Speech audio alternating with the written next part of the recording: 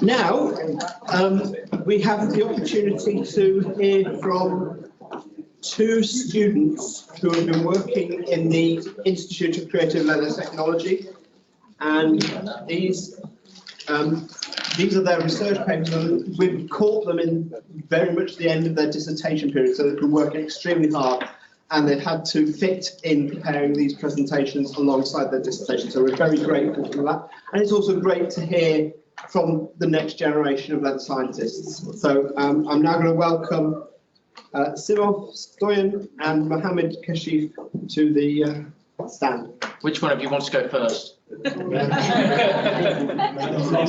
Ladies first. Kashif, you can come first because it's called up, look.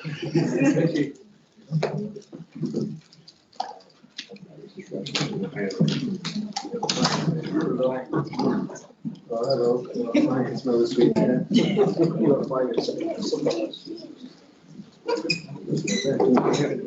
Kashif, just use the arrows to move on the slides, all right?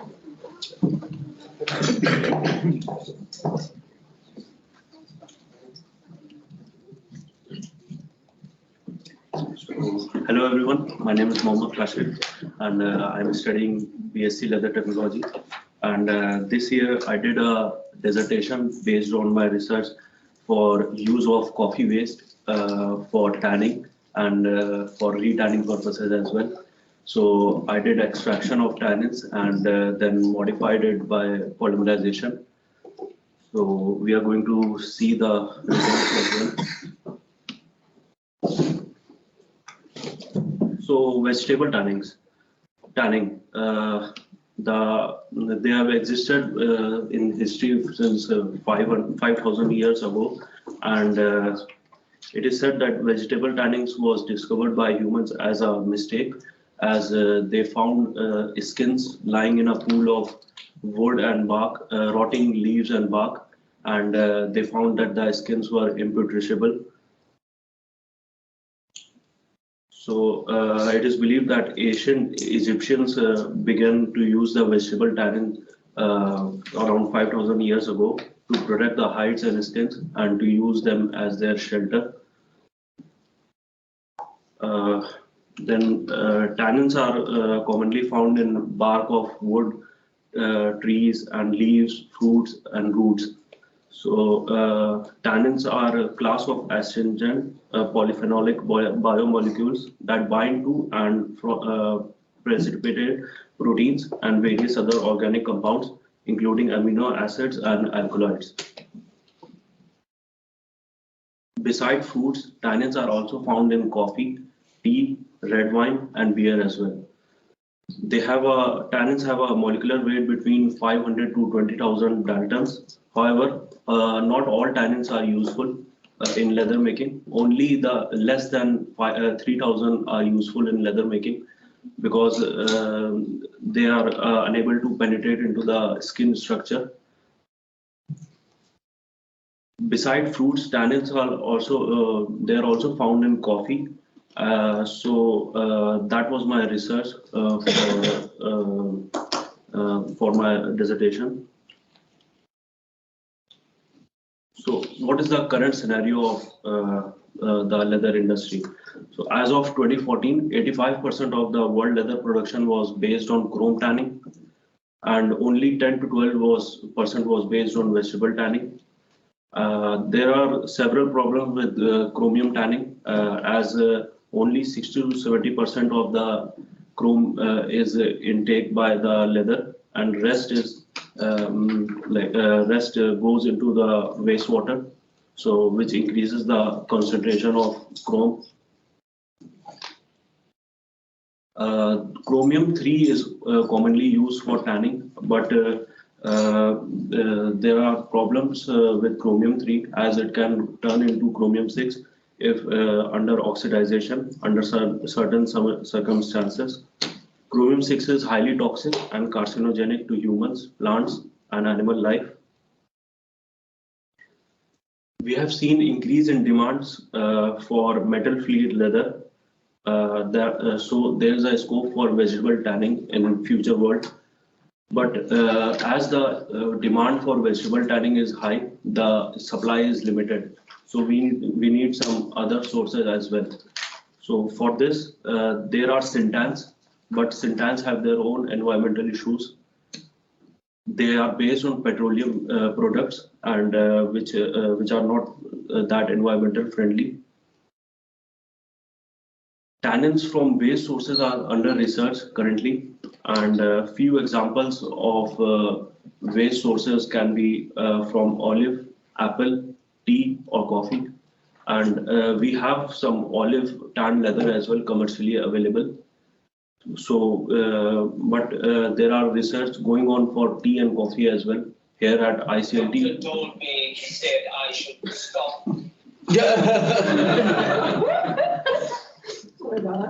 So, in ICLT, we are doing research for tea and coffee as well from since many years. So, what is coffee waste?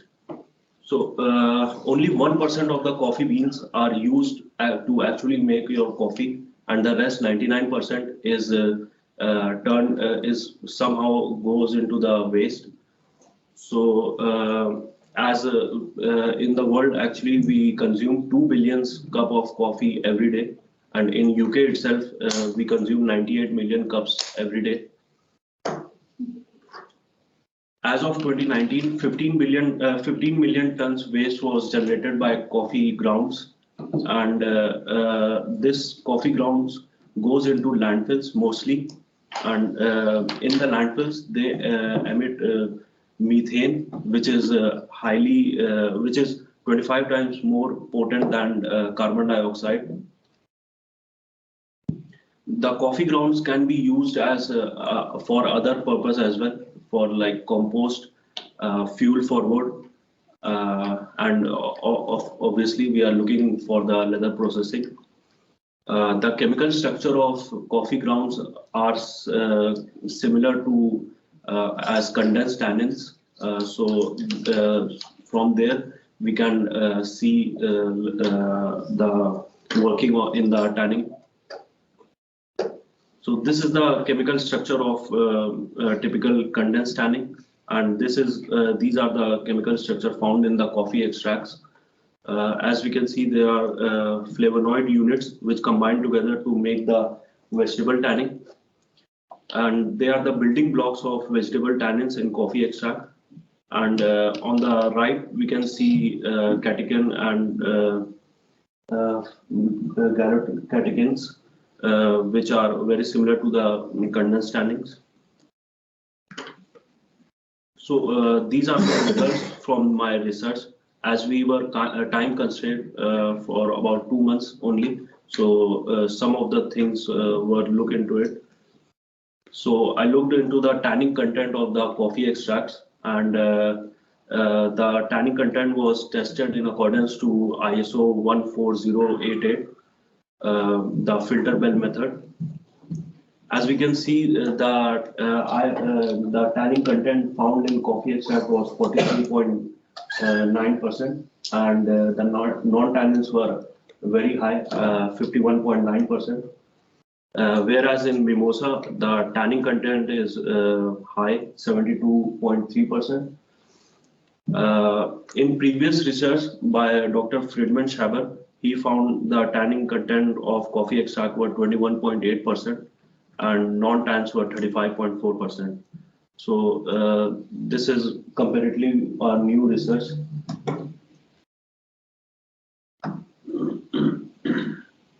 So the main thing when we look at a leather, if it's tanned or not, is we can see by the shrinkage temperature.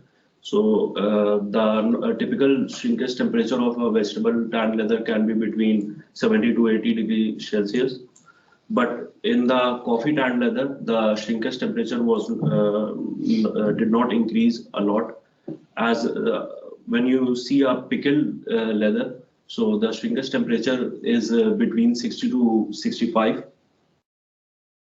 With the coffee, I found the shrinkage temperature to be between 59 and 64.5 degrees Celsius. I used a differential scanning calorimetry device to measure the shrinkage temperature.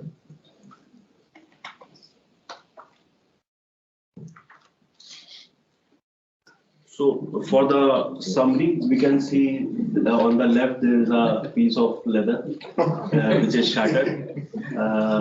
This is retanned leather, and the only mistake I did was I staked it, and after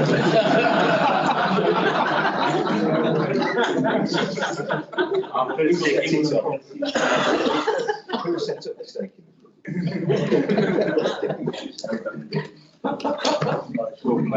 and with the polymerized tan leather, the results were not as expected because the leather was very hard upon drying, and they were not. The results were not expected. Like I was expecting a bit softer side because with the coffee extract tanning, the softness was more, but there is a. But in conclusion, we can say the leather had a strong coffee smell, and the dyeing was good. So it has the potential to change into a dyeing agent rather than tanning. But we can still look into the tanning side as well because it has the chemical structure for tanning, and in the modification, it did not work, but there might be some mistake with the choice of aldehyde.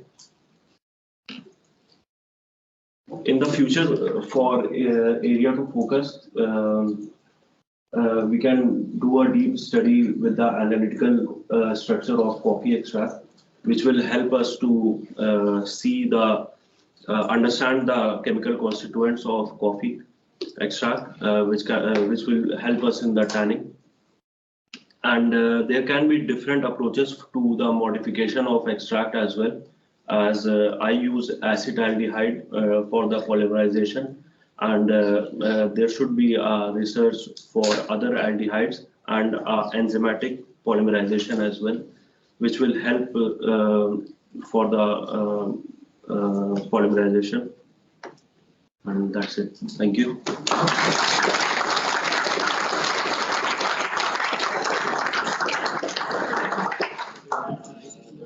Has anyone got any?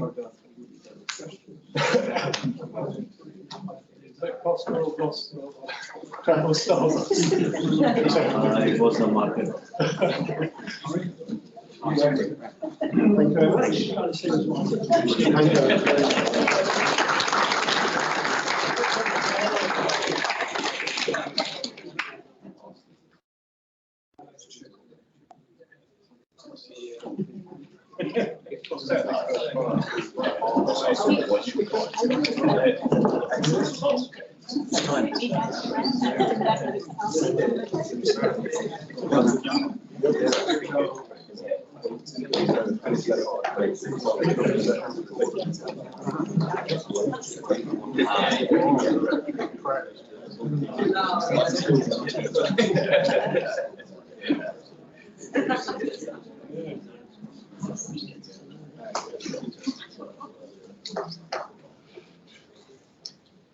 Good afternoon, everyone. My name is Stoyan, and I'll be reviewing my research project. So the topic of my project was magnetic resonance relaxometry as a means to quantify natural grease in hides and skins. So this is basically an analytical technique that uses the magnetic behavior of nuclei to identify and tell us more about molecules. So the reasons for initiating this research are as follows. Firstly, intensive farming practices have been found to increase the natural grease in hides and skins. As we are aware, grease causes some problems for us, such as disadvantages in the processing stages as well as in finished leather.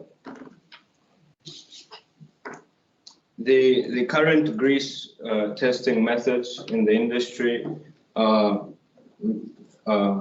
infrared spectroscopy and extraction processes, which may be with solvent, which may be assisted with microwave or high pressures or ultrasound as well. These techniques have some drawbacks because they have a destructive nature to the sample, so repeatability of the samples is not possible. They involve high costs and they don't offer completely accurate results. Hence, there is a need for an alternative test method.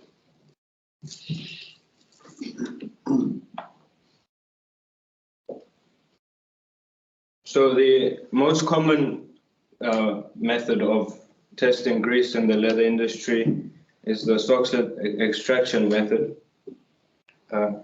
It has a lot of drawbacks. It uses large volumes of solvents, which is hazardous to operators. It is quite a lengthy process, and as I said, there's no chance of reproducing the results because of destructive nature. And this is an important one, it only measures grease that is extractable. So grease in hides and skins, it occurs in the entire cross-section of the skin. It also has a asymmetrical distribution on the surface area of the hides and skins. And the amounts vary significantly depending on breeds, species, age, and also seasonal changes also have an influence. So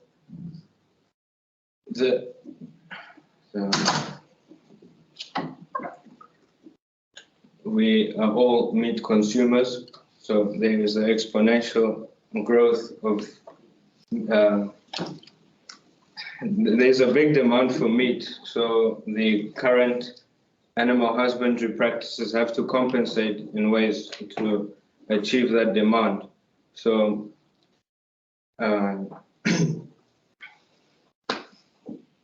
in order, they focus on producing a maximum yield of meat in a short period of time, so with reduced costs. Ultimately, animals increase weight rapidly and acquire a more fatty nature. So the aim of the project was to examine and validate the efficiency of this MRR technique in quantifying the natural grease.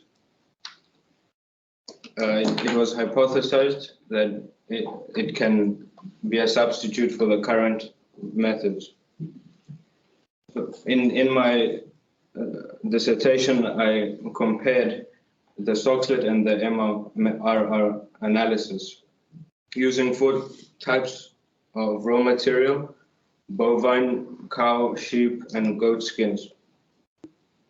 They were partly processed until a degreasing stage. So here you can see the important findings. So on the y-axis, you can see the Soxhlet, it's labeled the Soxhlet, and on the x-axis the MRR. And the blue dots are the grease content of all the trials.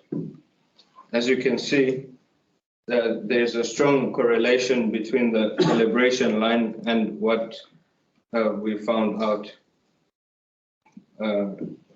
But there's a systematic difference, and the MRR showed higher grease contents in all cases compared to the Soxhlet. This is because the MRR technique measures the total fat content of the samples, whereas the Soxhlet only the extractable.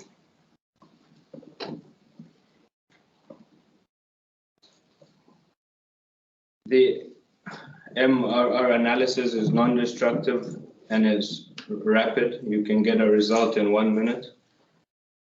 And there's no use of hazardous chemicals like solvents. There's little to no sample preparation. You can directly measure it. And it's operator friendly.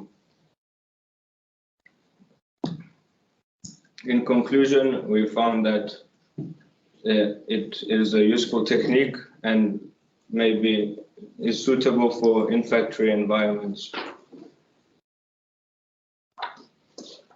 I'd like to thank Oxford Instruments for providing the instrumentation for the project, and yes, thank you.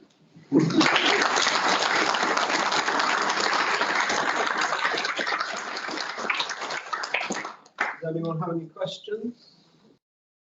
That's right. That's a very interesting piece of work, I think. I mean, if you want to do analysis of fat layers, across the cross section of leather, you have to take samples from, say, the grain and the medium and the flesh area, and then you have to do different extractions. I just wonder with MRR whether or not you could look at cross sections of leather and you could actually identify exactly where the grease and fat is actually across the section of leather. No, with the MRR, no, it Doesn't do that. measures total grease content. That would be helpful. I think you can stain, obviously you stain leather for Yeah. fats and you can see it that way, but it doesn't give you quantitative analysis, it gives you qualitative. Cross section. Cross section. Yeah, you could split it into sections if you want to, and then put a model without extraction. That's That's but interesting. directly on like an observational basis. Fair dues.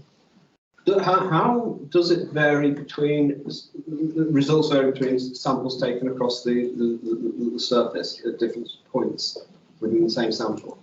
Well, I took samples from the areas that have the most grease content, so like the backbone and the neck regions, and I only compared those just for efficiency.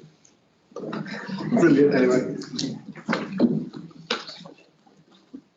Thank you very much.